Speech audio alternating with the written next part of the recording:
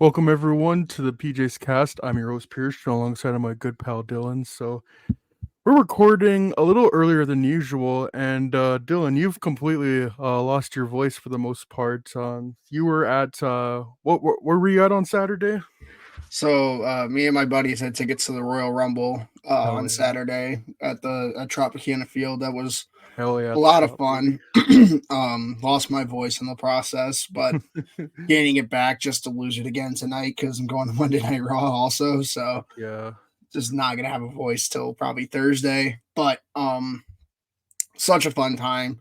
The crowd was electric. It makes me very sad that it seems like the TV mics didn't pick up the crowd really good. And I think it's just because there was like so much open space in the outfield because the crowd was fucking electric. But you couldn't really hear it on TV apparently, which sucked. But I heard it in person. It was like there wasn't enough parking because there were 48,000 people in the Rays stadium and the Rays only have parking for like 30,000. So we had to park like And they barely fill half that. Get exactly. them. No, quite literally. Like I think they used like those upper seats in the 300s for the first time Mm-hmm. ever.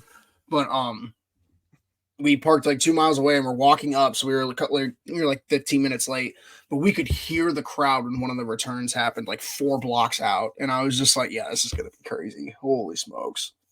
Because I went to WrestleMania, but that was in the COVID WrestleMania where it was like 25% capacity, so it was like 20,000 people or something. But Still a this was decent nuts. turnout, yeah. Oh yeah, for 2021 COVID, yeah, that was cool. But like, I don't know, like my buddies and I have been talking about going to a Royal Rumble for almost a decade now, and we finally got around to it, and it was in Tampa, and I got to see CM Punk, who I hadn't seen in 13 years. He was my favorite wrestler. That was awesome. He was down to the final two, and it was my two favorite wrestlers down to the final two in the men. So like I was just at the edge of my seat, like either way, I'm eating.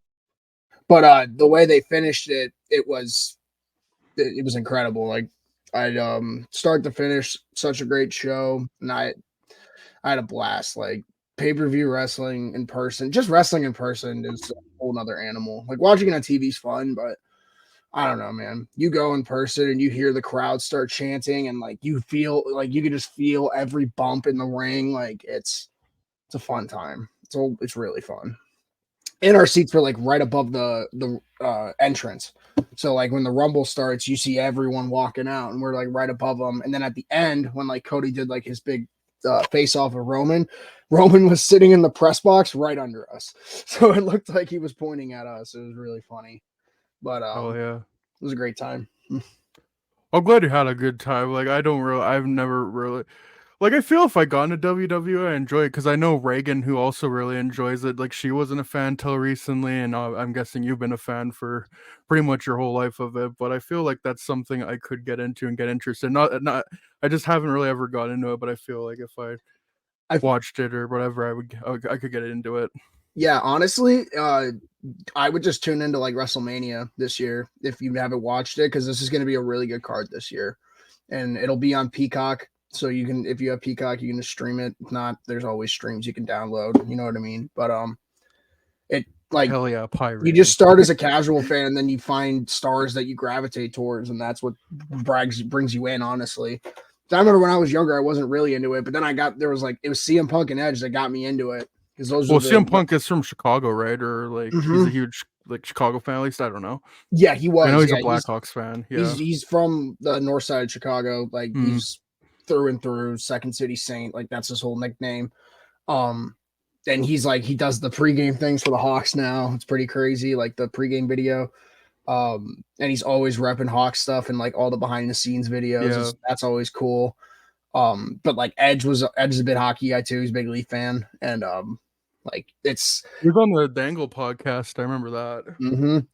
But like those are the guys that gravitated me towards it, and then like you just kind of stick around with it and you find guys you like over the years. Like the guy that I've enjoyed recently is like MJF and Seth Rollins, like those guys, and like Seth Gunther. Rollins, yeah, yeah. Yeah, Seth Rollins is a rock star. Gunther's a savage. Like Drew McIntyre was awesome again in person. Like I've seen that guy twice, and he has just been box office every time. That dude is like 6'7", 285, and you can hear his Damn. slaps from the 300s. That's It's a big terrifying, fella. dude. Yeah. It's terrifying.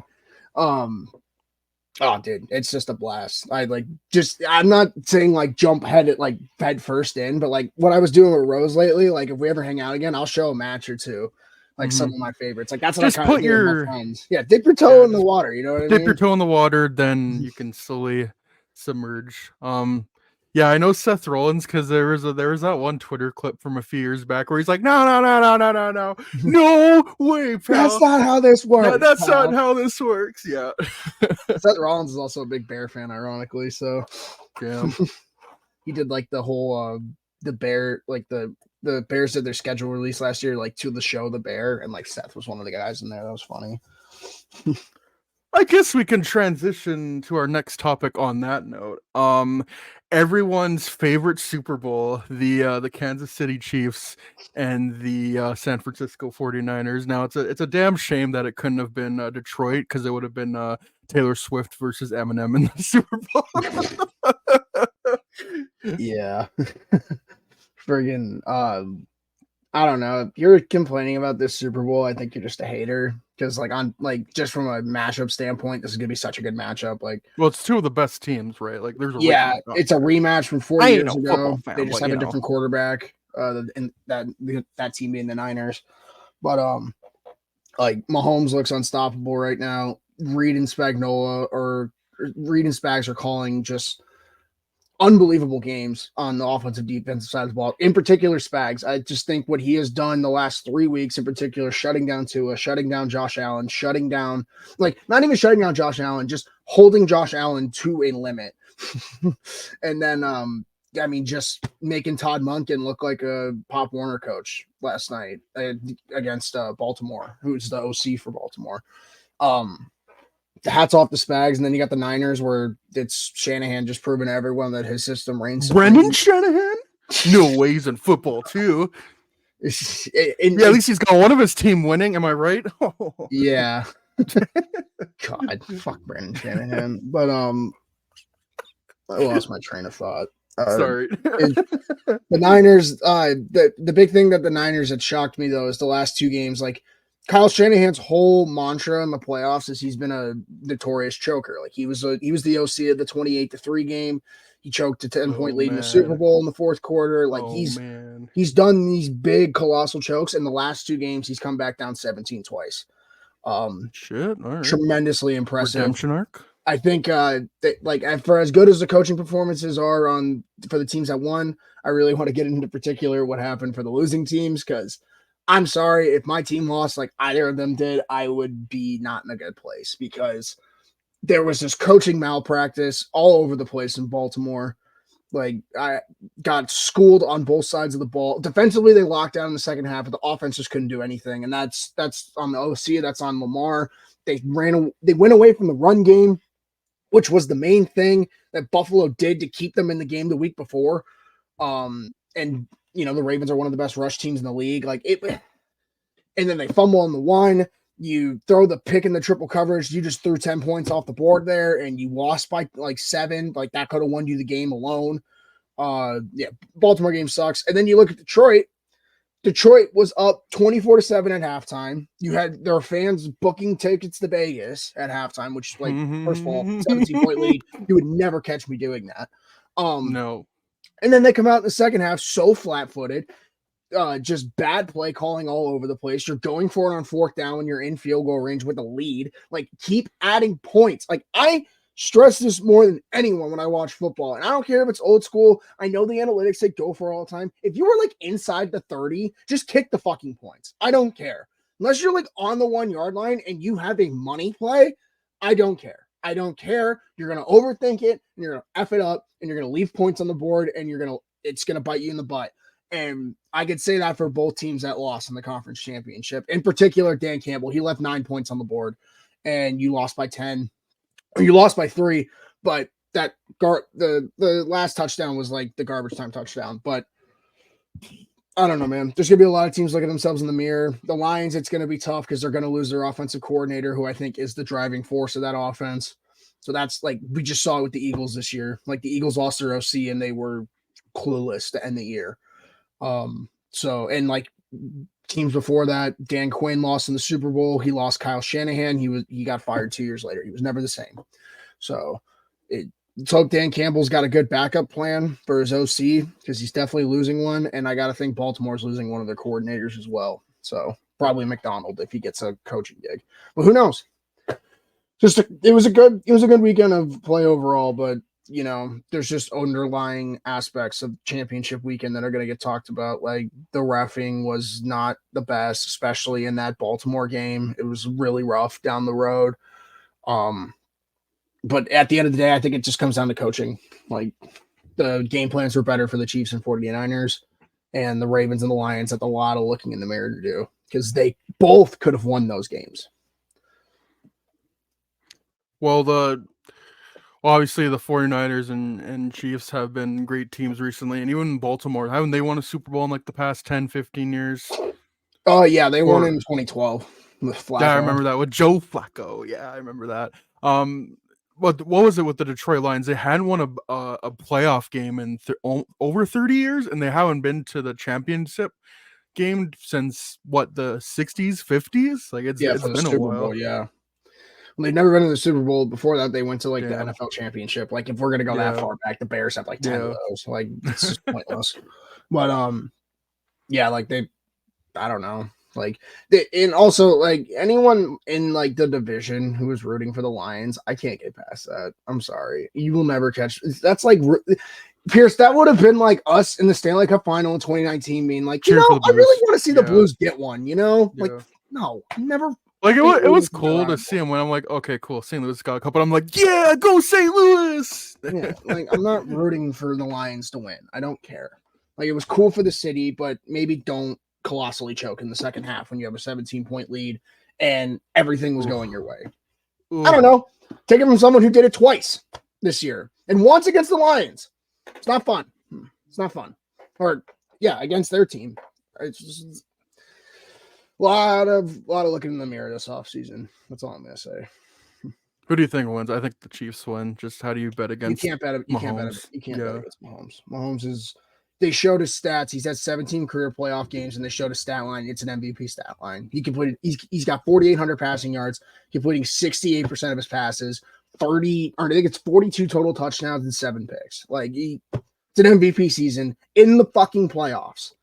He's unbelievable. And if anyone tries to hate on him, like you can hate on the whole little posse crap. I don't like get a life. I don't really care. Like, I don't know how you're letting Taylor Swift ruin your Sunday every fucking Sunday. Like get a life, please. Like it boggles my mind, dude. Like we're watching greatness and people are worried about who's sitting in the press box. Oh, I do not care at all for Taylor Swift. I mean, I'm fascinated by the huge, gigantic following she has, but I'm like neutral. I'm just like, I don't care that she's there, but I'm like, dude, why are you getting upset that she's there? Like she genuinely seems interested and into the games. Like and she's brought in happy for a boyfriend. Like, dude, who cares? Like, you're all just miserable and lonely. God, and bring it, that exactly. And she's brought what? It was like I can't remember. It was $30 million or $300 million. The she's female like viewership's going all the skyrocketed. And you can't even deny the impact she's had on the sport. So just shut up and watch the game. Like that's all I got to say to that. Not that I think football has any problem with like attracting casual viewers, but I mean, hey. That's a cherry on top, that's house money if you can get even more viewership.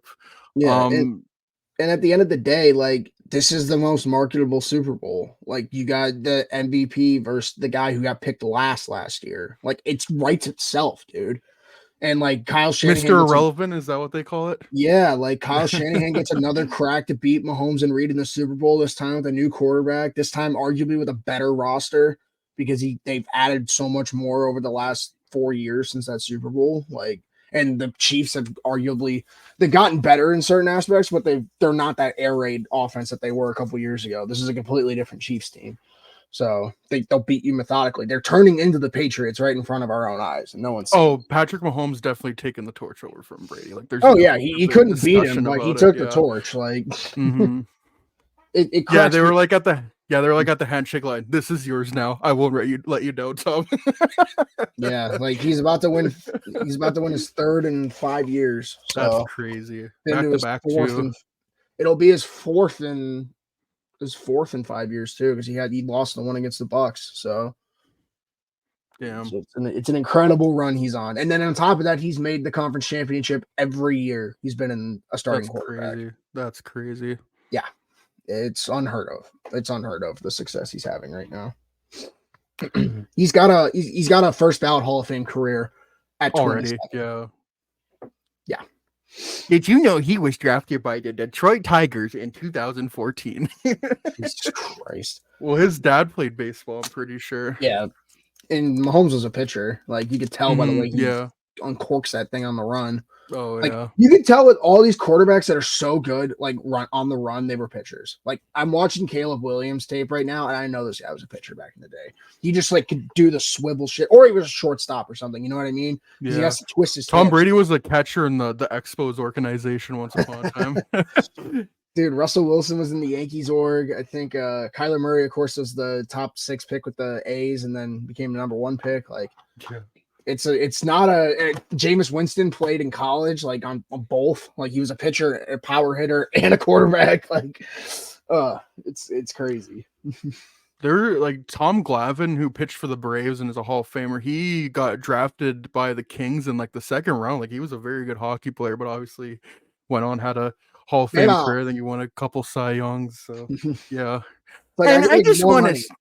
to, and I just, yeah, exactly. I want to make more money. And I just want to say, even though Taylor Swift is part of a Kansas City sports team, Laura did it 10 years ago because I was reading up on this thing. It was like, I got the word Royals from I think it was George Brett, a Hall of Famer for Kansas City. He was like signing like baseballs or something. And Lord was like, yeah, I was I saw his work, like there's this baseball player who's signing some like baseballs, autographs, whatever. And I saw the word Royals on his shirt, and that was so cool. And then I think she met him in 2014.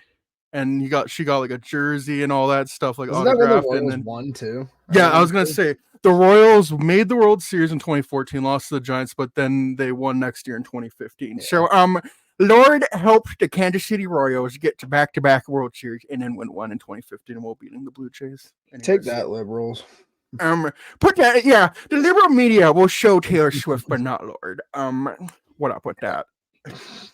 I also think it's crazy. Did you see the thing from Darren Ravel that like Taylor Swift's performing in Tokyo like 2 days before the Super Bowl, and she's gonna like the crazy ass like time distortion because like she's gonna be get fucked up from that. Yeah. Oh yeah, like at least she's got a day to sleep before the Super Bowl. Imagine it's like 5 minutes before kickoff. It's like, all right, we're going straight there. And there she is in the press box, and she's asleep. Okay. And yeah. Well, I think the Grammys are this weekend or next weekend. And no, it'd be this upcoming weekend, I'm pretty sure, which I had no idea the nominations were announced anyways. And apparently she's going to be there, but she's not performing. And then hearing all that, I'm like, okay, that makes sense now. Mm-hmm. I don't know, man. Football's fun. And to add on to that point, I was looking at the 2024 Super Bowl on Wikipedia, reading the Wikipedia article because I was just curious. I was trying to do some research. So it's being played in Vegas, which is cool. So they're broadcasting it on CBS. Underneath it, it says Nickelodeon. So Noah Eagle is doing the play-by-play. Nate Burleson is doing the analyst. Underneath it, you got SpongeBob SquarePants, Patrick Star, and then Sandy Cheeks is the sideline reporters with Adam Schefter. Larry the Lobster does special commentary, and then Dora and Boots are rules analysts. So that's pretty freaking cool. Boots isn't gonna tell me what a roughing the passer call is. Good lord. Yeah, it's funny in the States though because like CBS was like on strike with cable companies for like a month and a half, and I kept joking. I was like, they better get that shit sorted out for February because you're gonna get like millions of people pissed. But they figured it out. So I don't know. Super Bowl will be fun. I gotta listen to Tony. I dead ass might watch Nickelodeon broadcast just so I don't have to watch Tony Romo. I can't stand watching Tony Romo anymore, man. Oh yeah, I don't know. I can't do it. I can't. Mm-hmm. All right. Speaking of things we can't do it anymore, I don't know how much time we want to spell the Blackhawks because there's other things I want to get to, and then we got some Twitter questions, and then we're gonna read some Reddit stories. Want to keep it somewhat lighthearted, not too depressing. Like Blackhawks have been playing honestly pretty good defense. It's just they cannot finish for the life of them. Like they had it felt like at least 5 breakaways against the Flames, and they could not convert on any single one of them. I mean, Alex Vlasic feels like he gets a breakaway every other game. Um, yeah, only 1 goal against Mrazek's been fine. Even the defense has been fine, but there's just no bloody offense, and that's what losing Connor Bedard does to an MF. I don't really know what else to add other than congrats to Peter Mrazek getting that extension. Like he's legitimately been good. 9-10 save percentage, sub 3 goals against average. I just about said ERA. um, like these guys are getting 2 years extension. Yeah, maybe it's not 3-4 years, but it's like okay, this is before the end of Bedard's contract. Show us what you got in those 2 years, and if we've really progressed and you're still doing well, we'll keep you a part of the team. That goes for Mrazek, that goes for Dickinson, and that goes for Foligno. So, um, no offense. I mean, the Dickinson Anderson Blackwell line has been fine, but that should show you where we're at. Where that's their leading line, and they've got nothing else outside that. There's some good news though. Landon Slagert's going to sign with the Blackhawks, which I wasn't entirely sure that was going to happen. Like it wasn't written in stone that he was going to leave, but it wasn't written in stone that he was going to join the team. So that's good to see. Just some more depth. He's not going to light the world on fire, but I saw that he has. He's a point per game in college, so you can get all the help you can get. I think they're going to call up Colton Dock. They got to call up some players from Rockford like any moment now, but I think they're going through injuries. Indy's going through injuries. It's a rough time right now, but I think having the All-Star break, letting people rest up from the NHL to the AHL, ECHL. I don't know if the AHL and the ECHL have breaks right now, but I imagine they're not playing a crazy schedule right now. So honestly, I just hope everyone there's no Blackhawks going to the All-Star game. I hope everyone just rests up and gets better because it doesn't sound like a fun time. Even Luke Richardson was like, "Yeah, I'm just gonna drink wine and like relax the entire time." So Yeah, he's gonna yeah, nap. But yeah, they got shut out 3 or 4 games on the road trip, and you can't.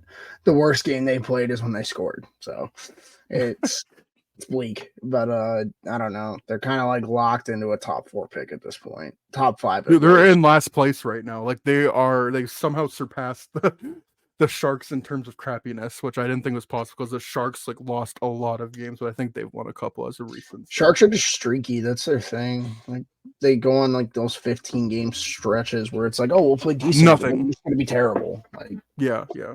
I don't know. Like I said, I'm kind of just on cruise control until June with this team at this point. Like you can't even get worked up about it. It's not worth it. No, it very much is not.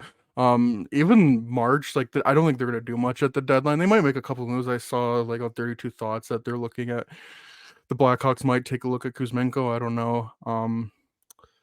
But Zlatan Sligert, he's gonna sign after his season there. I would think Nazar is. He's doing very well. He's like well over a point per game, and he's been on a hot. Really, all of the Blackhawks prospects that played for Team US at the World Juniors have just been on an absolute tear since coming back from the tournament. Like Oliver Moore is now at a point per game after getting off to a slow start. You got to be promised there, and that's with like a crazy low shooting percentage. I think he's shooting like Just below had ten 2 goals percent. last night, I think, or Yeah, two there nights you ago. go.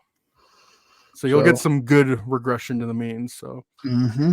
Sam And Renzel is an assist machine as well. Like, I think he has 1 goal, but he has 25 assists. So that's promising to see as well. Like from all the prospects, I mean, other really than Reichel and Soderblom, there's a lot of positive progressions to take.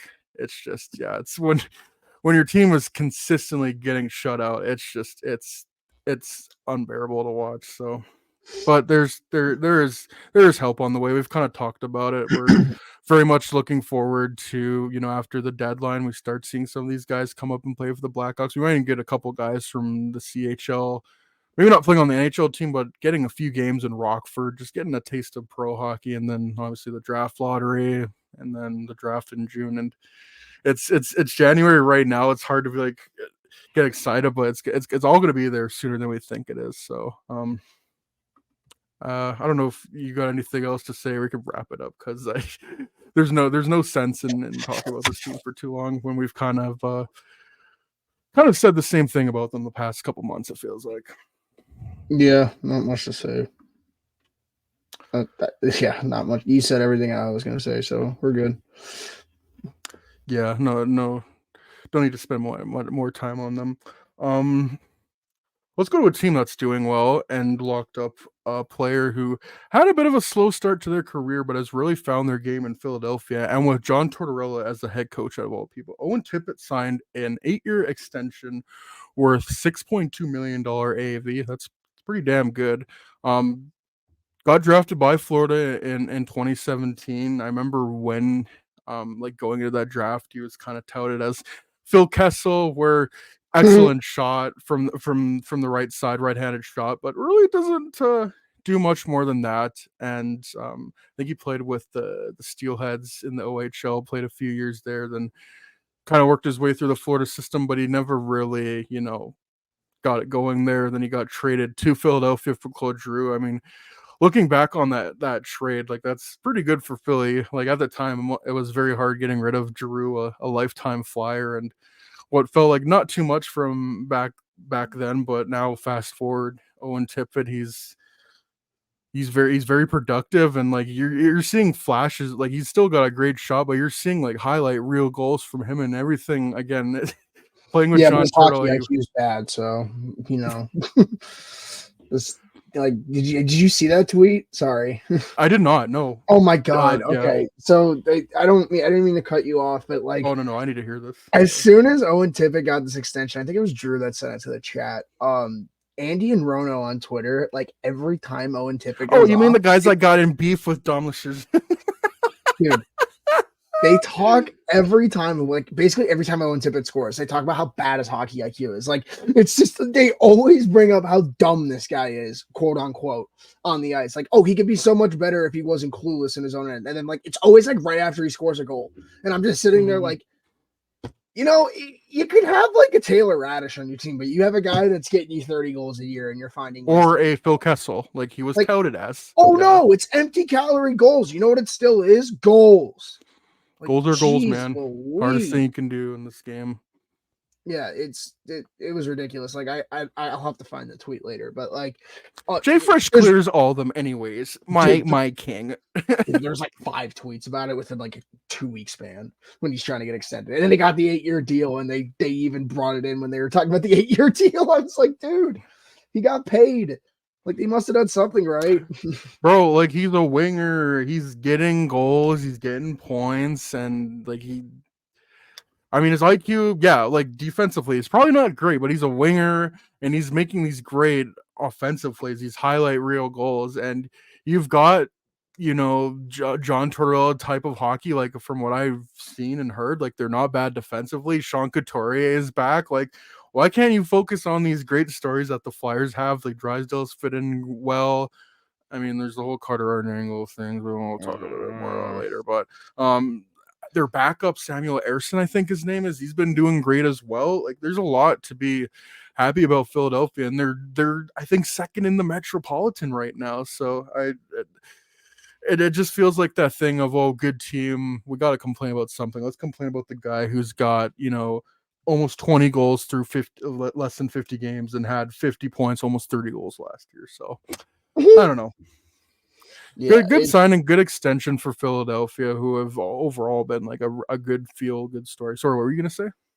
no, I was just gonna say it's a good move. Like I agree. Mm-hmm. Like I think, especially with the recent couple months they've had with some of their players, you need people who are going to be here long term. Like I remember that was kind of a big point we made with the Hawks a couple years ago. Like you need to have guys who stick around, or else you're just going to have a giant revolving door of a franchise. And that's kind of what the Flyers were for the Chuck Fletcher era. And now they're making plans to solidify their core going forward. Like they gave Sanheim that big deal. They gave Tippett that big deal. Couturier's back, so now you don't have to worry about that being LTIR'd. Like they're deciding who they're keeping and who they're not keeping, and you have to be happy if you're a Flyers fan. I mean, they're in playoff contention. They're playing good hockey. Like Torts has got everyone to buy in, which like let's be honest. I didn't think that was gonna like some of them I thought was gonna be possible, but I don't know that it sometimes it doesn't work with teams retorts, but it's working. And on top of that, you have an elite prospect chilling over in Russia for a couple of years. So the future's still bright. Got Drysdale on the team. I think he's looked good. Like it's looking up for the Flyers. Mm-hmm. And that's the big thing we talk about the Blackhawks. Not only keeping guys, but keeping guys that want to be there. Owen Tippett, maybe he's not quite worth $6.2 million, but getting him locked in long term, a guy who clearly wants to be there. Otherwise, he wouldn't have signed 8 years. Um, I forgot what else I was going to say. I lost my train of thought, but oh yeah, well, with the cap going up, hopefully that'll be a sweetheart deal, as they Mm-hmm. say. So That's what you hope when you sign those long term deals. I mean, like I feel like the last couple years that kind of got some slack, but you're looking at it now, it's underrated. Like I remember when Clayton Keller signed, everyone was like, oh, that that's a deal great was contract. Yeah. overrated. And Clayton Keller just kept progressing. And that's kind of what Owen Tippett's doing on the Flyers, to be honest. He just Mm-hmm. keeps getting better. So yeah, I don't blame them for betting long term with this guy, especially if you have like keep stressing. If you have a guy who wants to be there long term, like might as well lock him up. Like last thing you want is a guy with a guy with term that doesn't want to be there. So it'll be interesting to see. They're just going to be an interesting team going forward because, like, do they buy at the deadline? Like, I don't know. Fuck it, why not? Like I'd feel with Sonia, these teams that are not necessarily coming nowhere, but like these surprise teams, like Vancouver, like Winnipeg. I'm like, you gotta go all in. This is lightning in a ball. You never know when you're gonna be able to. It's so wide open. You never know when you're gonna get this good of chance. Especially with how well you're still playing, like 50 games into the season at the All Star break. Like, fuck it, do it. Why not? Like, I'm Mm-hmm. not saying if you're the Flyers trade Matvey Mitchkov, but like, No, fuck no, it, no. like I don't know what Mm-hmm. their draft pick situation is, but man, trade a second for a dude that can help you out, you know? Pretty sure they have 2 first-round picks this year. Don't quote me Well, on there that. you go. Trade one of them. I don't care which Yeah, one it I think they is. have the Giroux first. Yeah, so they have the Giroux first this year. That's top 10 Which is from protected. Florida. Trade that one. Yeah, Like, they have 2 firsts, 2 seconds, and they have all their other picks. So like you could afford to do something with one of them. Another like they got a couple names that are interesting. I'm looking at the cap friendly. Like Sean Walker's been really good for them, but he's also a well, I'm hearing UFA. he might get traded. Yeah, Yeah, but I that's think that's because he's run out of room on the blue line because they got there's Drysdale 9 now. guys. Nick Yeah. Sealer's too good, man. So is Well, Mark that's another Stahl. guy. They might trade Nick Sealer. Well, that's another thing. Like, they can trade Sean Walker for maybe they could flip him for another rental kind of thing. Like it doesn't have to Also, be draft picks, or they can use those draft picks to get the Walker. Like they got assets to work with and make a like push their chips in. I know they have Peterson in the minors, so they're probably gonna call him up, but like you have to think they're in the goalie market, right? Like your team is in contention and you just lost your one A or 1B, depending on who you talk to. Um, Probably gonna have to change that. And then like I don't know. They're in a really interesting spot. And I don't know exactly where they go from here. Like you gotta think they add a forward, but I just don't know what forward you Mm-hmm. add that Torts is gonna like. Like you also have guys like Morgan Frost who are playing well, but like are on the trade block. Yeah, They're an interesting team going forward. I don't know. I feel like a lot of hockey trades are in Danny Briere's future going forward. yeah, especially come the trade deadline. Yeah, it's so funny looking at some of these cap friendlies because a lot of these teams did some crazy buyouts from crazy contracts that were signed 10, 15 years ago. Mhm. Um, buyout history: Tony D'Angelo, LOL, still getting paid 1.66 for the next 2 years. Ilya Brzgov is on is still on the buyout history, and again, it's a cap compliance buyout, so it's no actual dollars against the cap, but he's still getting paid till the end of 2027. Yeah, it's so messed up, dude. What Oh, the and heck? Oscar Lindblom. They still got Bobby Brink in the minors. Like I don't know what his Mhm. production was like, but he was great in college. Yeah, 18 points in 38 games. That's not even that bad, man. Like if they're not playing him, there Exactly. there there'll be teams that will go after him, Blackhawks. But Yeah, people will pay for that. Trust me. yeah, that kind of leads into our next topic. Yeah, the Flyers I think are going to be a very I think they should buy. Like fuck it, like trade one of those first round picks. Keep your own. Trade that Florida first round pick because Florida's probably gonna have another deep playoff run again, and maybe trade Sean Walker. Maybe get a forward UFA back swap kind of thing, or maybe you deep. dip deeper into your prospect pool and trade some guys maybe that aren't huge big names but have some value. That's Mm-hmm. what I think. Bobby Brink Yeah. is an interesting one. I don't Just think they're shopping him or anything, but man, just be smart on the market. You know what I mean? Like you don't have to go all in and go get a Lindholm, but like if yeah. there's a guy out there, you have to at least entertain it. Like your team has earned a, some form of buying at the deadline. I think. Mm-hmm. Like the Absolutely. Drysdale trade, I keep mentioning, like it is kind of a buy. Yeah. He's on the That's ice now, that's so helping them right now. Yeah. mhm. um, it'll I don't know. Ball in Danny Briere's court as usual, and let's see what they can do going forward. All right. Yeah, kind of transition to the next topic. Another interesting team I think that's gonna be interesting at the trade deadline and come the draft and next offseason is the Columbus Blue Jackets. They are oh man. I don't think I think it's John Davidson and Jarmo Kekalainen are keeping their jobs. Mm-hmm. Just with how the season started with them hiring Mike Babcock, like that's not even a hindsight thing of oh maybe it could have worked out. No, everyone from the start was like, no, this is not going to work out. Like something's bad's going to happen and it's going to ruin the growth of their prospects. Not that they needed Mike Babcock to do that because Pascal Vincent has done a perfectly fine job of doing that as well. Oh Um, man. yeah, just right from the get go, them hiring Babcock, them firing him, and then just like I don't even know what to say about their team.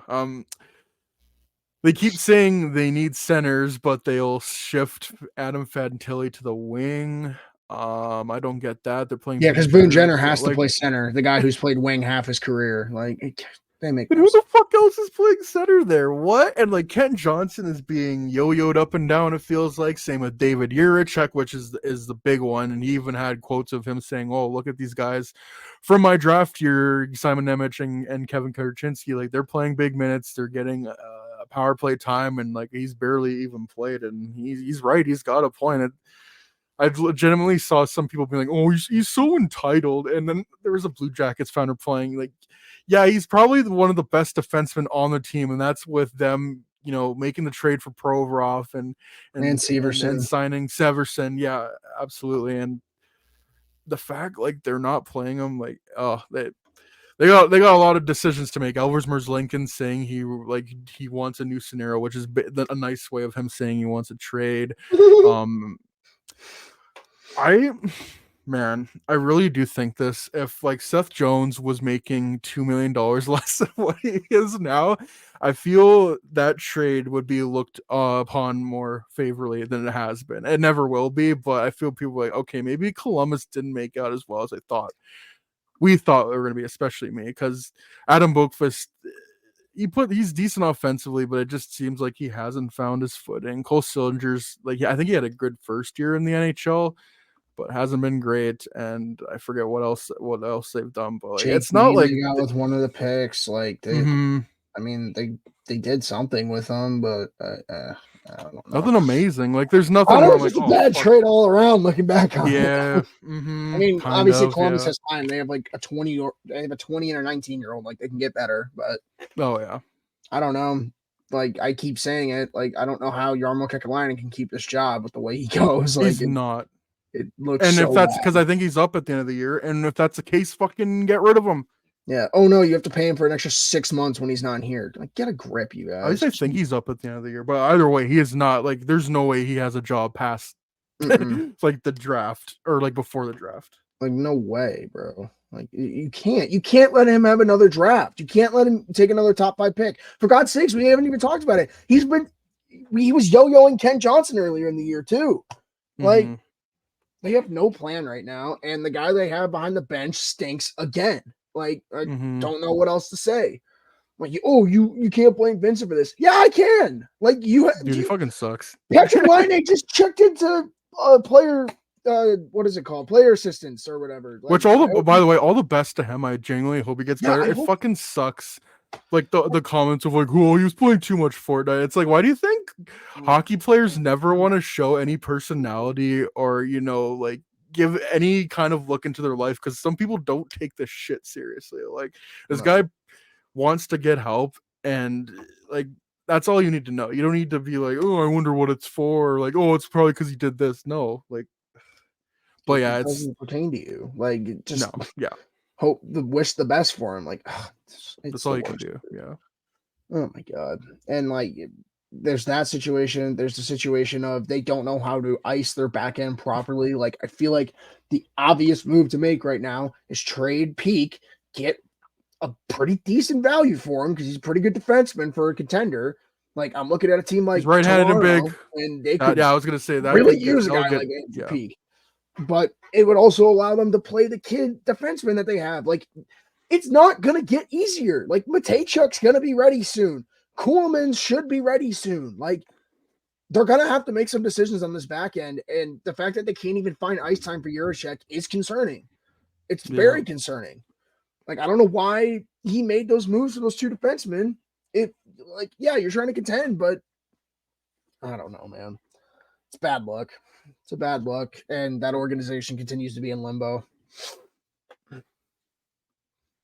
Yeah, again, if any team should be picking up the phone on David Jiricek, but yeah, the Blackhawks, if they're like, yeah, I'll give you Del Mastro and like Reichel and like one of the Tampa picks, whether that's here or next year, like you fucking do it, man. Like Mm-hmm. probably will take a bit more, but something along those lines. Like that's a guy who I think is going to be a top pairing defenseman. Was great in the men's league in Czechia. Was great in the AHL last year as well, and he just hasn't gotten any fucking playing time. And like That's he just exactly seems what like it he's is. already soured on it. Like, and I'm pretty sure his agent is Alan Walsh. I don't think Yeah, Alan Walsh it's should also put up such a with that bad shit. look for the org that your 19-year-old's taking interviews, like bashing the organization for not giving him ice time. Mhm. Not bashing, but it is talking bad.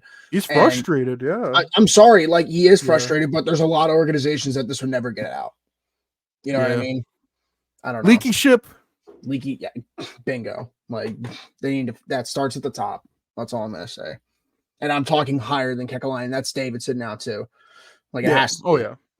Like you don't get a pass because you built a mid Rangers team 6 years ago. Now, sorry. The thing is, Anyways, I've liked most of the draft picks they made. I like what how they've drafted, the like the picks are great. defensemen, It's the even development. forwards. But yeah, exactly. It's how they handle him. It's how they develop him that has Yep. been just fucking horrible. Like Fantilli playing the wing. Like what the fuck are you doing? Ken Johnson getting yo-yoed up and down. What the fuck are you doing? Like Cole Sillinger. I don't even know if he's a center or a winger. What the fuck are you doing? And your defense is I'm pretty sure there's injuries on that defense right now, and you're not playing David or even giving him like bottom pairing minutes. What the fuck are you doing? Dude, they have no plan. They have No no plan. plan right now. And it shows that they have been in a rebuild since 2019. Mm-hmm. Yeah, they made the COVID playoffs in 2020. I You're don't just care. lucky Part that of the Blackhawks. John Tortorella squeezed blood from a stone and made it work with what they had Seriously. left.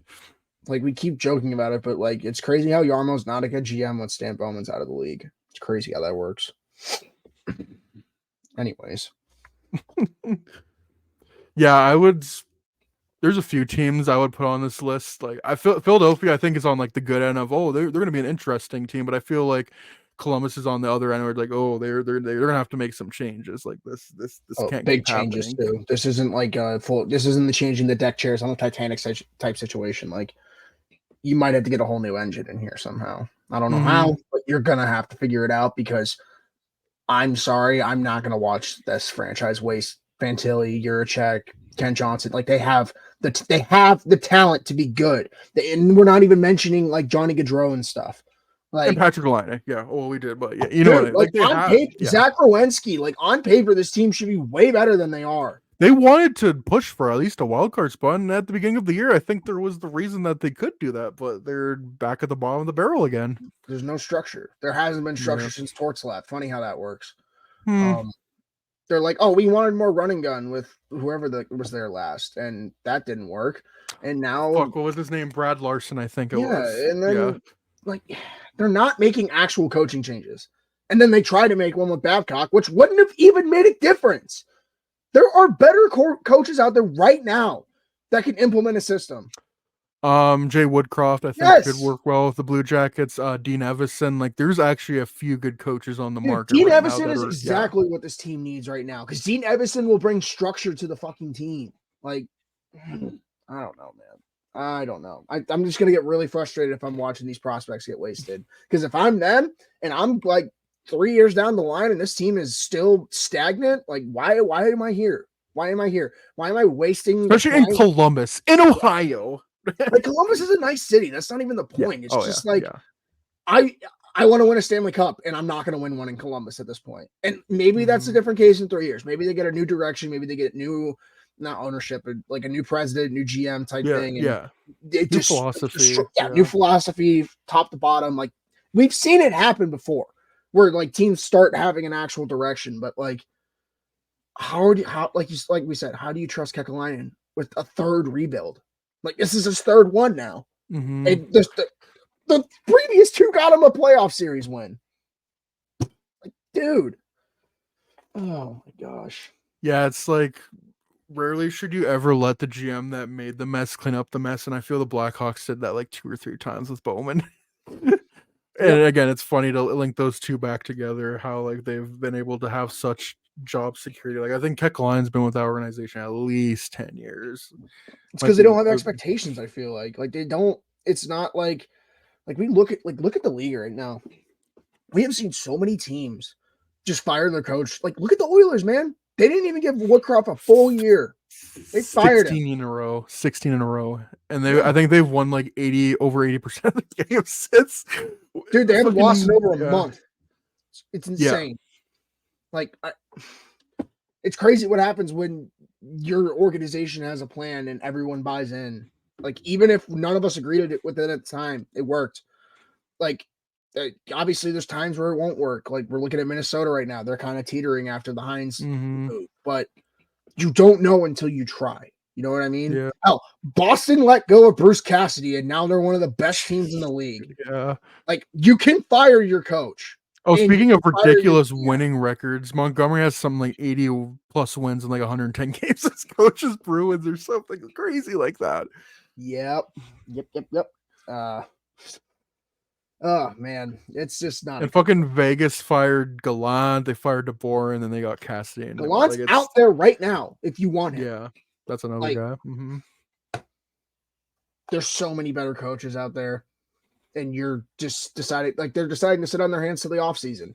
And if you run it back with Pascal Vincent, I request a trade right now Oh if I'm trying to fuck get you. Joe. Yeah. I'm out. I'm out. What out I'm of here. out. Yeah. Like unbelievable. And that's a Oh city yeah. that has trouble retaining stars. And you're doing shit like this. Good luck. Yeah, this is a time for you to get all that young talent that you drafted, get them to grow up together and, build a team in Columbus you've never really had. Like, yeah, again, they had the 2019 where they won a playoff round because they could. They traded for Panera and like yeah they drafted Dubois and like Wierenski and they Yeah, how'd traded that for work out? Jones. Yeah, and they're all gone. I feel you gotta like bring them up all together, have like some again structure, like have your players do what they need to do, but have a coach that's gonna get them to play with some structure. There's none of that. If Pascal Vincent, Kekalainen, and Davidson are back, any one of them are back. Like that's a failure next year. Like that's a huge failure. Like if I'm the owner of the Blue Jackets, I'm like, what the fuck are you doing? Like you pissed away all his money with Mike Babcock, and like then you go out and just like promote the assistant. And you did the same thing with John Torrell. You fired him and then got his assistant. Like when comes a point where you look outside and get like a fresh voice, not one from inside the organization, like I think Kekline's run out of bullets in the chamber, and I'd be, yeah, if they keep him, like you're going nowhere if you're the Blue I Jackets. would not trust him with this draft class this year. I would not. And that's not against who he's drafted. It's just why would I trust you with the top 5 pick again? Yeah. Mm-hmm. And like you took Fantilli last time. Like that's a great pick, but you don't know how to you haven't Easy like implemented layup of this. a pick though. Yeah. Yeah, like you can't, it doesn't matter if you can't develop the guys, man. Like, geez, Juracek, great pick. Guess what? You're not playing him right now. How is he supposed to get better from the press box? Like, It's ridiculous, man. And the funniest thing is they've done this with Boquist the last 2 years when he's healthy. It's like, oh, let's just knee jerk him in and out of the lineup. That'll make him better. They don't know how to develop, man. Like, I'll just say it. No. Like, they have guys who come at, well, they'll, like, the broken clock is right twice a day. Rowensky developed. Congratulations. Yeah. But, like, you finally got to draft a guy and got him to stay. Yeah. This is going to be, like, you had 3 first-round picks in 2021. You had 2 first-round picks last year, I think. Or was it just one? I don't know. And then you had... By the way, they were drafting high. Yeah. You have been stocking the cupboard. And if you can't develop these guys, get out of here. And so far, hasn't developed. And, like, they've all been great outside of the organization. Like you said, Juracek was great last year. Hell, he was great in Cleveland. Ken Johnson, great in Cleveland. Sounds like to me like you guys is good in Cleveland, I'm pretty sure. Yeah. I don't know, man. I'm tired of talking about the Blue Jackets. They're pathetic. They have 1 first, no second, 2/3 this year. Have fun. Like, I'm pretty sure they traded that second for Provorov, by the way. Yep, they did. They don't have anyone coming off the books. Actually, they do. They have Rosselbeck coming off the books. I don't know if you bring him back. Ken Johnson's an RFA. Marchenko's an RFA. That one actually will be decently priced. Like, Marchenko, I guess, is one of the other positive stories on that team. Yeah. I didn't forget about that. Sillinger needs a new contract. He's getting like $2 million. Yeah. Chinakhov's on and off. I know he scores a lot, but that's not bad. 24 points in like it's not all bad. 14 goals. Like, that's good. Like, you're developing these guys that are kind of complementary pieces, like Marchenko and Chinakhov. Why can't you do that with Fantilli? Why can't you do that with Juracek? Why can't you do that with Johnson? Why can't you do that with Sillinger? That's what's frustrating. It's very frustrating. And then you're gonna fuck up Matejchuk too, and dude, they got like Nazco down there. They got freaking Kuhlmans, like Svozil. Like, dude, they have prospects. They're stacked. Yeah, these should not be this bad. No, pathetic. I mean, who fucking knows? Maybe they just had a shitty year and they've turned around next. But with the Damn, I bet they said the same thing last year too. Yeah. But with the front office and the coaching, like, no, like you can't go back. Run that can't back run it again. Back. Can't run it back. Absolutely not. Anyways, we'll briefly talk about what's been going on with Hockey Canada. Like, we still don't. Whenever something like this happens, we still don't like. We know the basis of it, but we really don't know the full of it. I feel most people want names for Hockey Canada, and I mean, I do too. Like, I hope whoever the 5 people out there that were named in it, like whoever they are, like, I hope you stay in. Like, I hope you never get a chance to play it in the NHL again, and you'll be lucky to get a contract in the KHL. But at the end of the day, there is a woman who was a victim, a survivor, all of this. So I hope her and her family and her close ones just have the solace, the closure, whatever kind of help she needs, she gets, and that she could live a peaceful rest of their life. I hate when these things come out. It's a connect the dot thing. Again, we want to know names, but we see, well, Alex Formenton came over from Switzerland, and now he's there, I think, in Ottawa, at the case, and like, the Flyers, we talked about earlier, Carter Hart, like, he's taking a leave of absence. The interesting one is Calgary with how they were theirs. They said that Dylan Dubé is taking time off for mental health issues, and which, by the way, if he's part of that and you use mental health issues as like an excuse, fuck you, like, Flames organization. That's awful. And then the Devils with McLeod and Cal Foote, and I don't think I'm missing. I think those are the 5 guys right there. Like, again, I don't want to saying it like, though, yeah, those for sure the 5 guys, but I mean, you draw the lines together. Like, I hate talking about this, but we have to. We got a platform. We're going to talk about it, and it's still the beginning. We talked about this with the Kyle Beach stuff. The Blackhawks are dealing with another fucking lawsuit, and they're just trying to push it underneath the carpet. But I feel the thing that pisses me off most about this is how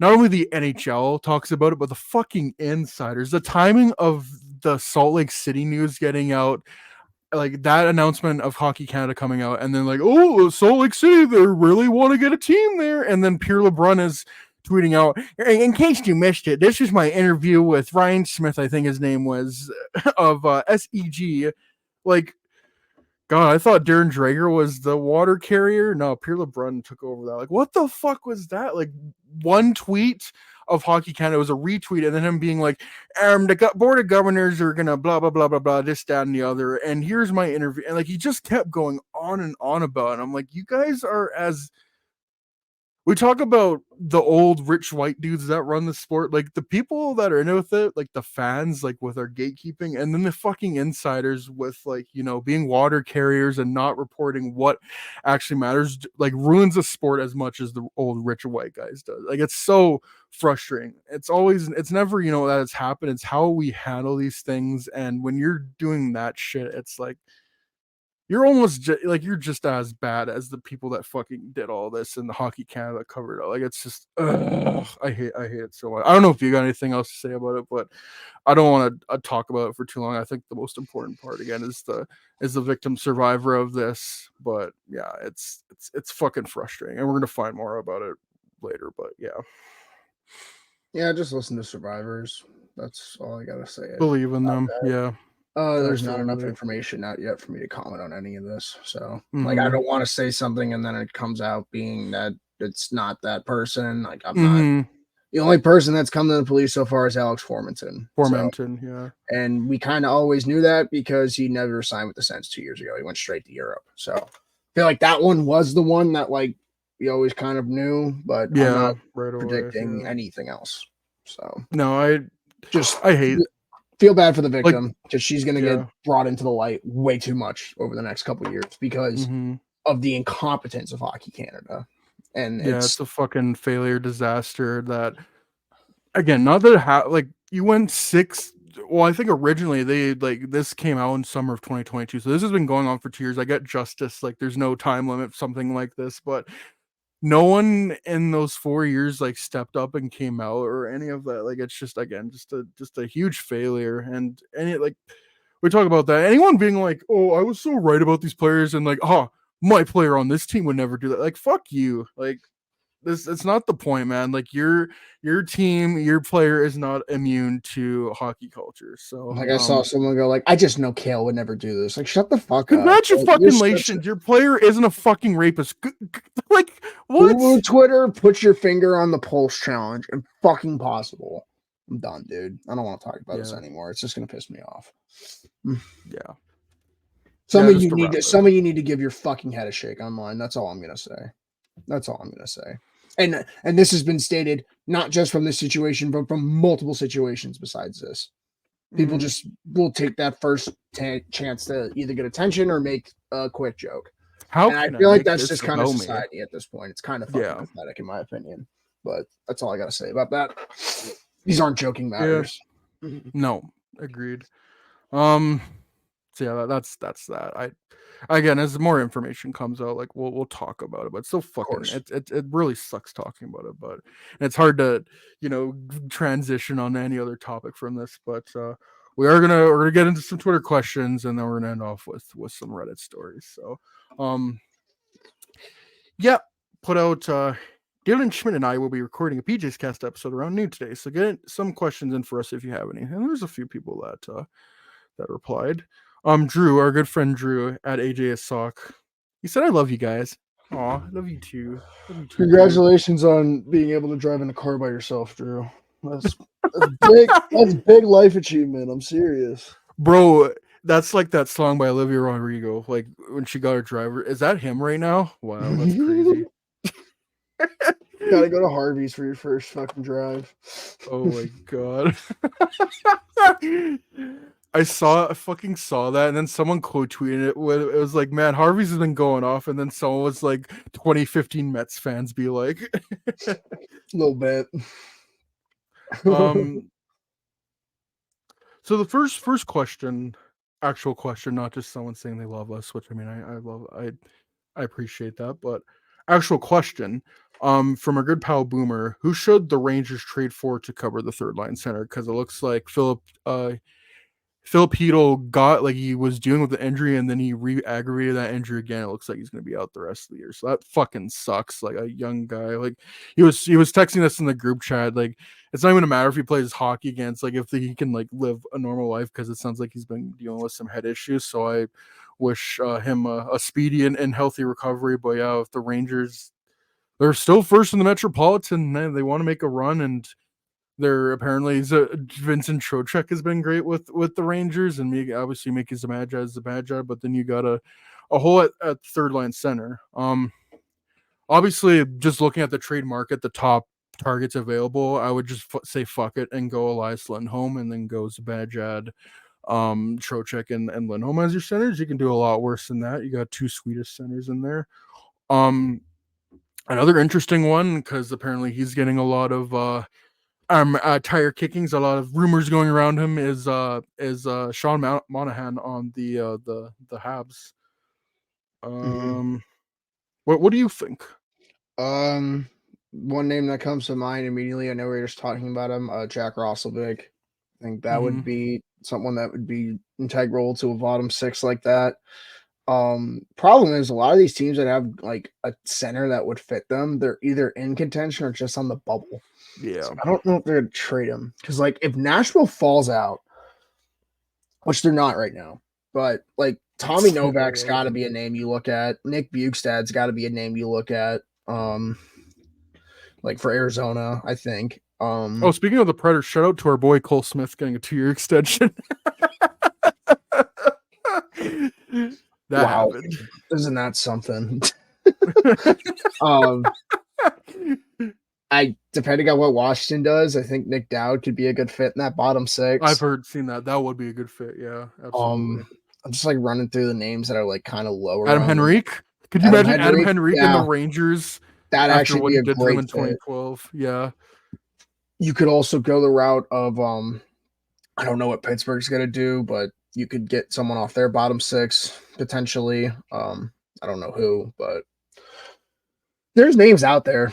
You just got to get creative and you got to really look hard because there's going to be someone on a bad team that you're just not hearing about that's putting up crack numbers, and maybe that's the guy you want on your third line. Like you just got to find your Antoine Vermette at this point. That's kind of what I'm alluding to. Or like your Lars Eller. Like that's what you're looking for this playoff run. So, like, I like the idea of a Lindholm, but I don't think you have to spend that much to get what you're looking for. No, that's what I mean. Like, yeah, you could say fuck it and go out and get him, but yeah, you don't have to. Yeah, like you get Lindholm, you throw his ass in the top six, and bump Trocheck down the line. Like, that's nasty because Trocheck's been really good defensively this year too. So that maybe opens it up to where you don't need a defensive 3C. Yeah. All-star Vincent Trocheck. I hate this sport. Oh my god. Hey, Tate McRae is gonna be at the All-Star game. I don't care. I'm not even watching it. Like all these people talking about they care about the All-Star game. None of you are fucking watching. Oh my god. Like everyone complains about that event and then no one watches it. It's always the same. Here's what I think they should. I think they should go back to international versus North America. That's just me. And then have like some kind of some kind of prize where it's like whoever wins like the next like tournament of like World Cup of Hockey, like if international wins, like it will be held in Europe or something, or if North America wins, it gets held in, like something like that, where there's some kind of, it's like I'm not expecting these guys to go 110% out there, but like look like you give a general fuck. So just pretend you care. You know what I mean? Wouldn't kill you. Yeah. I mean, wouldn't have happened if they sent Jason Dickinson, but you know. Real. What was the next or question? Peter Mrazek, and I still wish there was some Peter Mrazek in Toronto. I think that would have both. Oh my god, that's right. Also, it's so funny. It's in Toronto this year because before it was last year was in Vegas, and then was it in Tampa last year? Or was it Vegas? I can't remember, but I know it was Tampa and Vegas. I can't remember any of this shit anymore. I don't think it was. It hasn't been in Tampa since 2018. It was Florida. It was Florida. Yeah, Florida. Miami. Somewhere down there in the south. Oh no, Devin Shore's on waivers. And then some guy named Chisholm from Winnipeg got played by the Wild. How does this affect the Leafs? That's the real nail biting question. It's a hard hitting question that we need. That's all we need to know, really. Oh And yeah, like, and Nicholas Bowden's got cleared, and his contract got terminated. yeah, it's almost Funny that. man, another Stan Bowman masterclass. Hell yeah, that just how I react to that 2018 draft class. It's that scene from Interstellar where he's like, no, no, no. That was like Me 3 reading those draft quotes classes is in a row, insane. dude. Like Oh just my lord, yeah. Yeah, rough. 2018, 19, 2020. Fuck it. Like really, Like probably. here's why it sucks. Like I'm gonna pull up the 2018 draft class. I don't want to go down the rabbit hole, but I'm going to just because like I look back on this draft class and it's not the best draft class, but like I know the names we were all talking about in that group chat back in the day. And if we would have went with like a Bouchard or Dobson with that first pick, which we all Oh. thought they were going to do, by the way, we none of us thought they were Mm-hmm. picking Boquist. Mm-hmm. Like Oh yeah, I'm and they not would even have going to been entertain the people that were yeah, picked above them. You know what I mean? But yeah. like Quinn Hughes Bouchard and now, yeah. Dobson went right after them. Could have had one of them. Or And then Wallstrom. yeah, right. But then like the Bodan pick, these are the guys like 10 picks after him, right? You got Nils Lundqvist, you got Rasmus Sandin, you got Joe Veleno, all NHL players. Mm-hmm. Alexiev kind of sucks. Matthias Samuelsson, great defensive defenseman. Jonathan Berggren looks like a player in Detroit. Though Jesse apparently he's not Olenin, getting player time in there. They should trade Montreal. for him. Yeah. Like Alex Romanoff was 10 picks after this. Ryan McLeod was 10 picks Who after was this. taken with the Blackhawks pick they traded to Yep. Montreal for Andrew Shaw, I'm pretty sure. Like Yeah. there were players to be had. Sean Dursey was in this draft class. Kalen Addison. No. It would have been Dale Weiss and Thomas Fleischman. My bad. Yep. Yep, just terrible. Like I don't even want to get into it. Martin Ferravaria would have been another good pick. Like Kirill Marchenko, Yeah. Jack Oh, McBain. Like there were names in this draft class to be had, and they fumbled almost every pick. So, except for Kershaw, that was that like. well, yeah, your hit was in the 4th round. Like what the heck? Mm-hmm. Shout out to Kershaw though. He's the best 4th rounder in about a country mile. Do you want to know Oh, who's the next closest is? Oh Jesus, who is it? It's Paul Cotter. That's actually awesome. Oh, also Igor Serengovich, 5th round pick in this draft class. That's actually insane. He's a great like for a 5th round pick, dude. He's got 150 pretty points. good pick. Yeah, he's That's doing well really in Calgary too. I thought that dude, he's on a 43 was heater. awful, Like, but he's dude, yeah, he's that's been why great. Calgary's so pissed. They got dudes scoring all of a sudden. Coleman's having a career year over there. Mm-hmm. Huberdeau's not ass anymore, from what it sounds like. Like, No, I think he's still pretty bad. well, he's not like 30 points bad. You know what I mean? No. Like, Yeah. yeah, this draft class, like, it wasn't the best, but also, like, if the Hawks could have just hit on like one of those picks besides Kershaw, Yeah.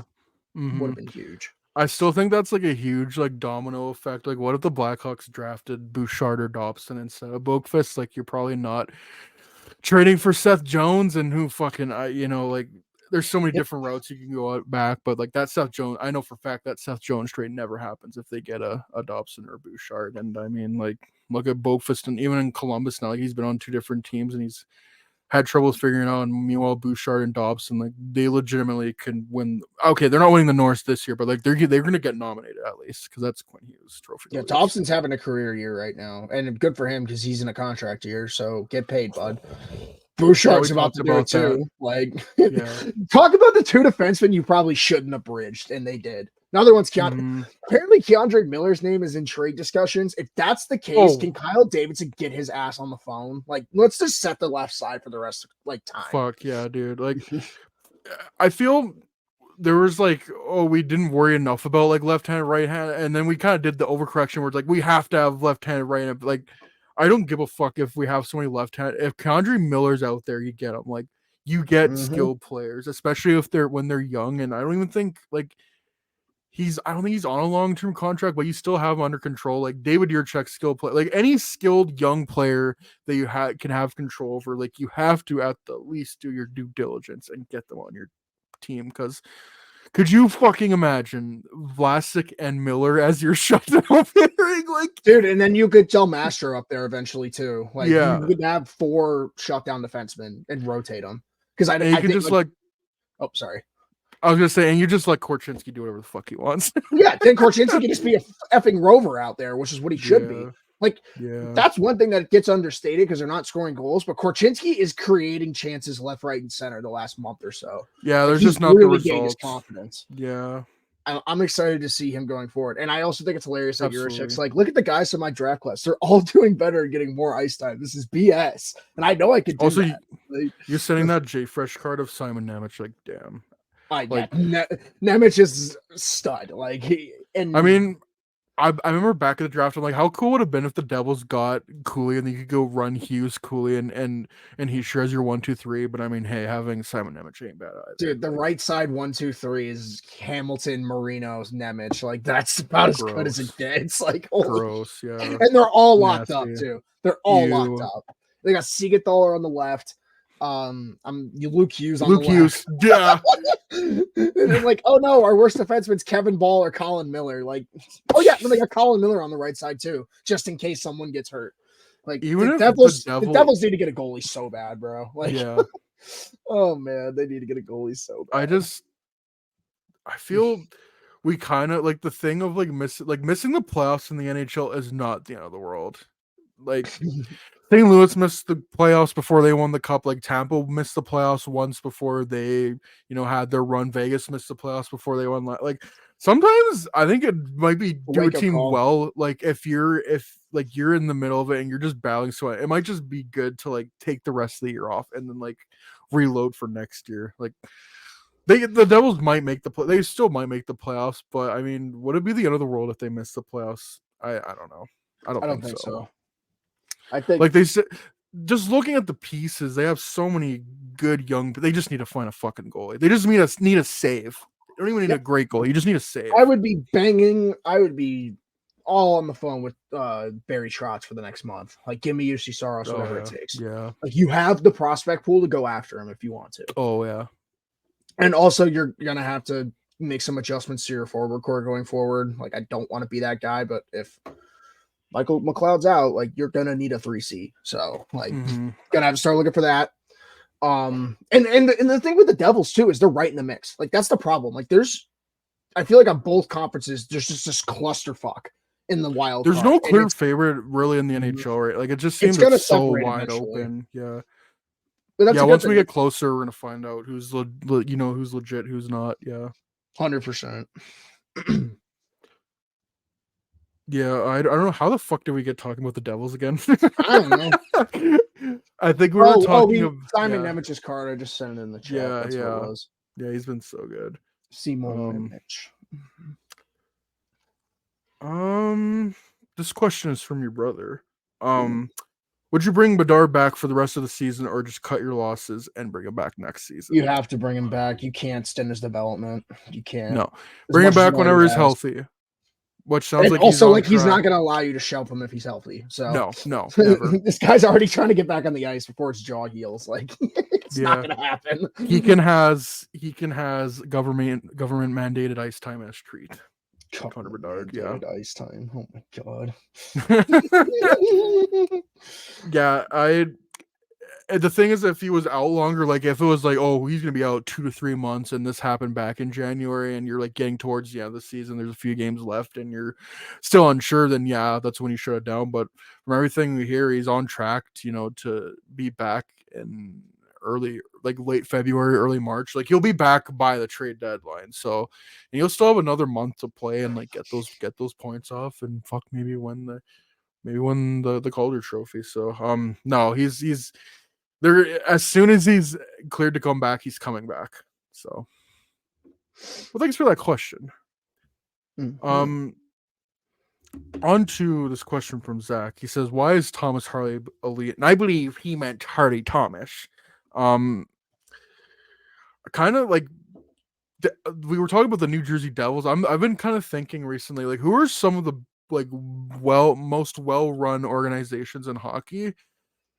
And I know Jim Nill did get Executive of the Year. We watched his speech in Nashville, and we had countless GMs thank him. But I genuinely think the Dallas Stars have been one of the most well-run organizations, probably the past 10 years. Like, I remember when they made that big splash and got Tyler Seguin, and now you kind of fast forward a few years, they had that monstrous like home run draft where they got Heiskanen, Onger, and Rot. Like, that's fucking crazy how you're able to do that. Like, your original core was Jamie Benn, Tyler Seguin. I remember they got Jason Spezza too, and now they've drafted so well, and I haven't even brought up Rupe Hentz yet. Like they've just you still got Jamie Benn and Tyler Say, and they're still making a fair bit of money, but now you have a young core with very good contracts. Like Miro Haskin making 8.5 for whatever it is highway robbery. Like you got one of the best goalies in the NHL when he's on it with Jake Andre. Like they just have depth at every position. They're so well run, and the fact Thomas Harley is like he doesn't even have to be your first pairing guy. He's like on your second pairing. He can do whatever the hell he wants. Like that's awesome. Like the Dallas Stars are, if not the most well organization, they're at worst top 5 in the NHL. And it sucks because they are in our division and they stole Logan Stankoven from us. Yeah, but they have no room for him, so it doesn't matter. He'll just Yeah, rot. they're gonna like have to trade like Ryan Suter to us, and then Stankoven's gonna be the sweetener. It's happening. Stankoven's gonna be a Blackhawk. Get ready. One day. I'm manifesting it. Um so yeah, that's it for Twitter questions. We can go on to some Reddit stories and then we'll wrap up the podcast. I have a bunch of saved stories. I don't even know where to start. I probably should have Let's read organized 3 this of them. better. Yeah, absolutely.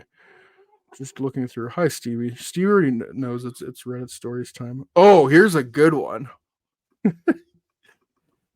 Drew off my chest. I'm in love with my sister-in-law. Oh God. We're starting strong here, boys. No, she doesn't know. No, she doesn't feel the same way. No, I don't plan on telling her. Jesus Christ. Obviously a throwaway. I could never risk anyone finding out about this. It's 6:01 a.m. and I've been up all night. We'll call her Kelly. She's somehow girl next door cute and the sexiest woman I've ever seen. When I was in college, she was a bartender at the sports bar in town. All my friends would shoot their shots and she was never interested. And then we found out she had this big muscular boyfriend and we all made gross jokes about her that make me cringe when I think about them. I thought she was hot but wasn't really that interested in her. I met my now wife and when I was finishing undergrad. My wife is a bit older and was finishing her master's. She told me her brother lived in town and we planned to have lunch with him after we had been seeing each other for a bit. The brother, we'll call him Bill, is massive. My wife is tall and well built, but Bill is 6'4" with huge hands in a perpetual 5 o'clock shadow. And holding his hand was Kelly, the hot bartender with the big muscular boyfriend. That lunch was 13 years ago. My feelings for Kelly developed very slowly. I never intended to fall in love with her, but honestly, everyone around her does. She's smart and kind and possibly the funniest person I've ever met. She is hilarious. She doesn't judge anyone. She comes at everyone with understanding and kindness, no matter how they come at her.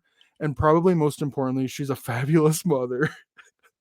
My wife and I agreed to have children eventually, but then she changed her mind. I respect her decision, but it hurts. And once Kelly and Bill started having kids, they have 3 kids, 5 and under, and talk about having more. It hurt a lot more. They're not rich, but they live comfortably. Kelly doesn't work outside of the home. I never thought I would feel this way, but I'm intensely jealous of their life. Kelly is basically a trad wife. She's a fabulous cook. She makes everything from scratch, including fresh pasta and grinding her own meat for burgers. Some of my favorite meals we have at their house. Their house is cute and clean and lived in. Not perfect by any means, but so homey and comfy. So many thoughtful details and so well organized. The kids are adorable and funny, and she's clearly such a loving and patient mom. I'm sure some of this is the grass being greener. My wife is very ambitious and career oriented, and I'm constantly impressed by her drive and what she's accomplished. She doesn't really like to cook or clean, and I don't expect her to, but I'm jealous that Bill comes home to a hot meal and a neatly made bed every day. The other thing about my wife is that she's pretty judgmental. I used to not think much of it, but then I realized how much of that judgment is directed at Kelly. She judged her for working in bars and for caring about her appearance. Kelly is really into fashion and skincare and working out, but I've never heard her talk about it with anyone who didn't ask her about it. And then when they decided Kelly would stay home with the kids, my wife really ramped up her judgmental barbs. My wife's mother plays into it as well. I hate to say this, but I think they're jealous because my wife's father was a big jerk in general, and she always had to work and clean and cook because he didn't do anything. And I know my wife loves her job and career, but it's stressful and tiring. Kelly seems really happy at home. Jesus, this is so fucking long. I didn't mean for it to be this way, but every time my wife says something negative about Kelly, I feel for her more and for my wife less. I can't avoid her or let on how I feel, but I think about her constantly. Whenever she compliments me, which is often, that's just what she's like. It stays with me for weeks. She does this little head tilt when she notices something she likes, and she does this little arm motion I can't really describe. That's how you know she likes something you're wearing or she's about to compliment something you said. The way she offers a snack, she puts it down and says, "Are you hungry?" instead of making it awkward. She remembers what everyone likes to drink and what their favorite candy is and keeps it around for when they visit. She remembers everyone's birthday. She buys the most thoughtful presents at Christmas. There are always jokes about spotting which wrapping paper she chose this year. I guess I should be grateful. I get to be around her as much as I am. My friends from college still joke about it all the time, and I laugh along and shrug them off and say she isn't even that hot, but inside, hearing them objectify her for her appearance kills me. She's an incredible, magical woman. I think I would be in love with her even if she was a fat, ugly man. I don't know why I'm typing all of this out. It seems dumb now. It's too long to delete, though. If you read it all, I appreciate it. I just want to be able to talk about Kelly, and obviously I can't anywhere else. Edit to address a couple of things I keep seeing in the comments, but obviously can't reply to everyone. One, my wife started hinting about a year after we got married that she had changed her mind about kids. She told me very casually one day 3 years ago that kids are off the table. I asked if we could go to counseling about it, and she said there was no point in us both going to therapy since she was comfortable with the decision and only I had a problem with it. I've asked a few more times, and Ben met with the same response. I've been upfront about being upset about this, but at the same time, I would never pressure someone into having kids. That's a recipe for disaster. I don't want my own trad wife. Sorry if people don't like that term. I thought it was common. I don't want my current wife to be a homemaker. She would hate that. I don't want her to pump out babies if that's not what she wants. I'm enamored with Kelly and I admire how good she is at what she does. Three, these feelings really came to the surface after my wife told me she didn't want kids. It was soon after they had their second, and everyone in the family was over the moon. And it was just really heartbreaking for me. Four, I have realized I do really want children. I'm 35 and healthy, so I have a fair amount of time. I'm going to sit my wife down at some point in the near future to discuss it. I'm sure many of you will be delighted to hear it's likely the end of my marriage and the end of my connection to Kelly, which is probably a good thing. God damn. That guy's fucking disgusting. My skin was crawling the whole time reading that. I hope his wife finds out soon and leaves him. Yeah, I hope well, that guy gets like exiled from his family because that shit's not gonna slide for long. Like eventually his feelings are going to control something and he's going to outburst. And sorry, I don't think anyone's gonna fucking agree with you with this one. Sorry. I don't care how no, you it's feel. If I was his significant other reading that, I'd want to kill myself. Honestly, like, why the fuck am I with you? Why? yeah, yeah. No, like Uh that's a disgusting sociopath of a human being. I no, I that fucking rubbed me the wrong way on so many different levels. That was bad. let's read some of the comments. It sounds more like you have idealized Kelly and you use the idea of her to measure your life against. 5K upvotes.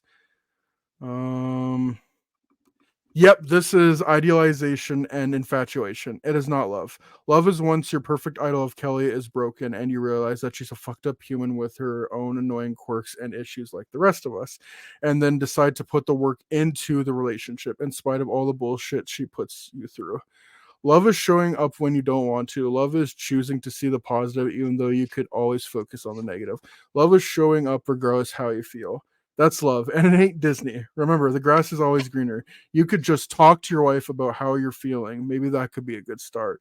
P.S. Maybe your wife ain't the one. Maybe you guys aren't right for one another. I don't know. All I know is that you don't know whether Kelly is either.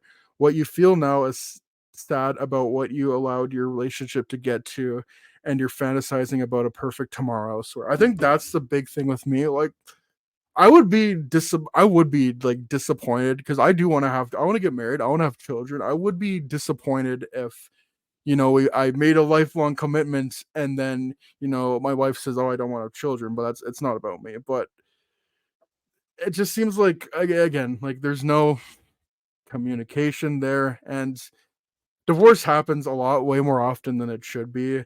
But there's messy divorces. Like I don't think there's such thing as a clean divorce, but there's like amicable splits. Like I feel those two aren't right for each other. If this is a guy that wants to, I feel he has that more old fashioned view where women should be home, cleaning everything, making my bed, and making sure I come home for dinner for my 9 to 5. Like I don't know. I look at my parents; like they both work, they both like they raised us 3 children together. They always work together, even if they have like disagreements every once in a while. I think that's a healthy marriage. But like I just thinking about one woman when you're already in a marriage with one, like I just how do you come back from that? Like that probably takes years of intensive therapy, and yeah, it sounds like they split off, and that's probably the best thing that he could have done. And also like just completely like split, like just don't talk to Kelly, this person, because his infatuation with her has just come so like that's psychotic, like that's completely unhealthy. I don't want to talk about this anymore. That dude's a fucking freak. Jesus. Get help. Damn, that was Get a help before fucking you hurt everyone in your fucking family from your own idealized life. You fucking weirdo. Jesus Christ. all right. I'm gonna try to find one that's not so like taxing. Um. All right. Let's just do one more. Yeah, that was so. I wasn't expecting it to be like that. Okay, let's do some malicious compliance here. She wants a decorated house. She's going to get a decorated house. Merry late Christmas. My friends Adam and Bell have a story about one of their neighbors and how he managed to stuff a 5-pound bag of coal in a Karen stocking this Christmas by using malicious compliance. This particular neighbor, Tim, and his wife Frances would go overboard on the outdoor decorations every Christmas. There'd be lights, garlands, wrought iron reindeer statue, snowflakes, candy canes, a 6 foot tall Santa statue, an activity set, etc., etc. It was its own brand of charm, according to the neighbors. Unfortunately, earlier this year, French suffered a massive stroke and passed away. Tim was devastated, especially as Christmas came closer and closer. Francis' favorite holiday was Christmas. Tim told the neighbors around Thanksgiving that he wasn't going to decorate the house that year. It was just too painful without Francis here. Everyone was sad, but they understood. Unfortunately, Karen didn't get this memo. It's the week or so after Thanksgiving, and people who haven't put up Christmas decorations are busy doing so. Adam and Belle were walking their dog, Domingo. Tim is out front of his house getting the mail. Adam and Belle go up with Domingo to see Tim and say hello. While they're talking, a red minivan, because of course, pulls into Tim's driveway. Karen steps out. Belle and Adam have never seen her before, but Tim recognizes her. Good morning, Karen. Yeah, hi.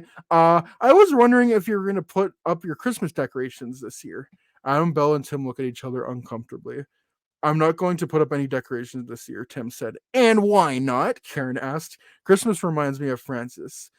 Well, what about my kids? They've been looking forward to seeing the house decorated, and the fact that you're pretty much the only house that isn't decorated makes them really sad. What would Francis want? Belle, Adam, and Tim just stared in astonishment. We've had a pandemic and we need the cheering. They've been looking forward to this every year. Tim is both looking angry and brokenhearted. Adam and Belle are ready to tell Karen to go stuff it, but Karen sets a trap for Tim's malicious compliance. We're going to be here after church on Christmas Eve, and this house better be decorated. And with that, Karen gets back into her minivan and drives off. Belle looks at Tim, and he's got a malicious smile on his face. She wants a decorated house. She's going to get a decorated house. The weeks pass, and Tim starts getting several packages delivered.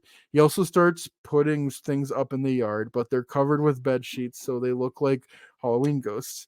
He also starts putting lights on the house. There's more lights than usual, but he doesn't turn them on at night.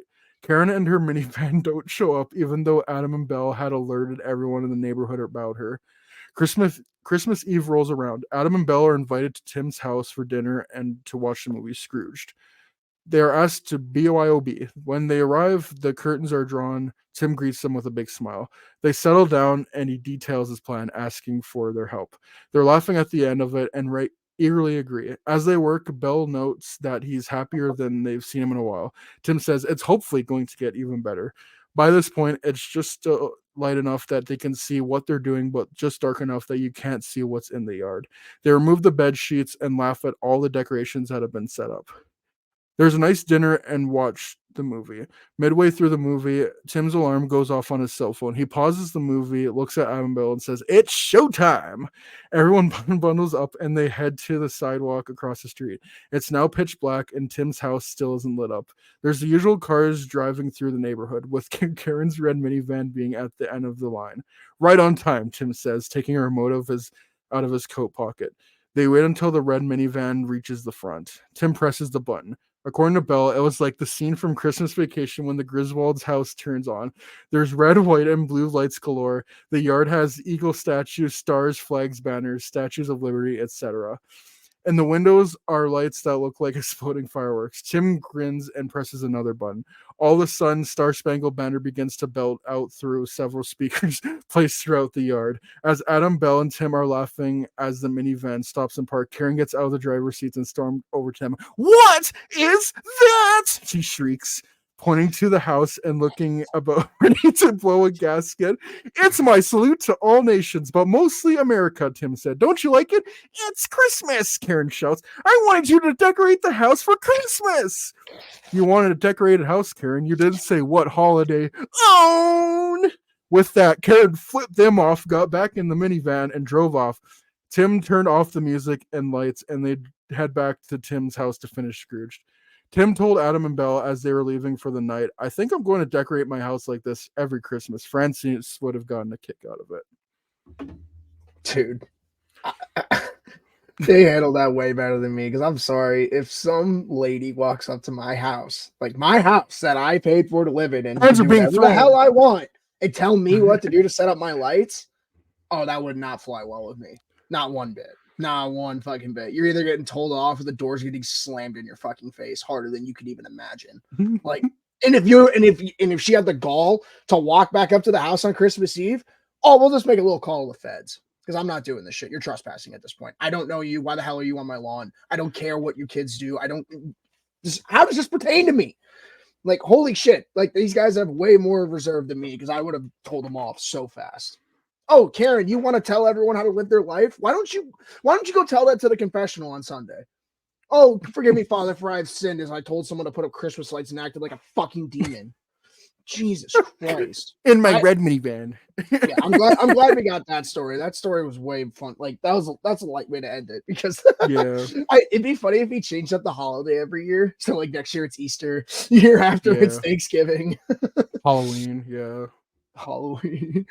What's today? Oh, today's Columbus Day. Yeah, just gaslight her into thinking like it's supposed to be Christmas. Actually, no, it's October MLK 31st. Oh, there goes my headphone. It's like, oh, what day is today? Today's Veterans Day. Support the troops, ma'am. How come you're not going into battle and going into the army like us? I would have laughed. You're not patriotic enough. I would have laughed even harder if she was like, like super Republican, and she's just like, "Oh, it's about time you represent this country." And it's like, damn it, we didn't even get it right. Yeah. She liked it. Fuck. Yeah. What'd the comments say? All I could think of was like, this is something straight out of Christmas Vacation. Like, dude, it sounds like a Simpsons clip. Like, what is that too. Yeah. Or like South Park or something. That sounds like something that would be like something Stan, like Cartman, would do. "How come you're not celebrating Christmas?" And then Stan and Kyle would do this, I got it. No, it's Kyle's dad who does it, because someone walks up to their house and like, "Why aren't you putting up Christmas decorations?" He's like, "I'm Jewish." Oh my God, you're so right. Imagine like Mr. Mackey walking over. Why don't you want some decorations up, guys? Have some damn Christmas spirit. Or that would be like, yeah. That's so funny. But like the way that Um, Karen was talking, I'm like, it sounds like a freaking South Park clip. yeah, that's funny because you bring that up. Like I could hear like Sheila talking like that. Oh my god, you don't have your. I can't do the fucking accent. Christmas You don't stuff have your up, or lights like up on Christmas. yeah. Gerald. Gerald. Okay, here's some comments. Oh, I could see this. Yeah, same thing you said. Oh, I could see this with a different holiday each year. Alternate years could celebrate obscure holidays. Karen would be apoplectic. One of the replies, isn't there a penis festival in Japan? And then someone's like, yes, there is. A what now? A penis festival in Japan. You magnificent bastard. It's nice to know there's still good people in the world. Yeah.